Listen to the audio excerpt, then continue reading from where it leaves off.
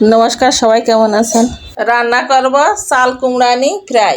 বৃত্ত আকারে গোল গোল করে কেটে নেব।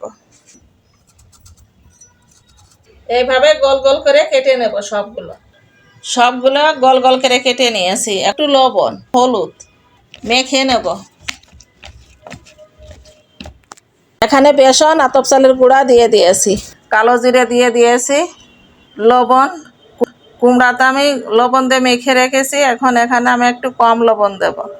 হলুদ গুঁড়ো, লাল মরিচের গুঁড়ো যতটুকু লাগে, এখানে কোনো মাপ নাই। গরম মশলা গুঁড়ো, ধনিয়া জিরা গুঁড়ো। এখন পরিমাণ মতন জল দিয়ে দেবো। এইভাবে আমি ফেটিয়ে নিয়েছি। 20 মিনিট ঢেকে রেখে দেব। কড়াইয়ে তেল গরম হয়ে গেছে, সবগুলো ফ্রাই করা হয়ে গেছে, নামিয়ে নেব।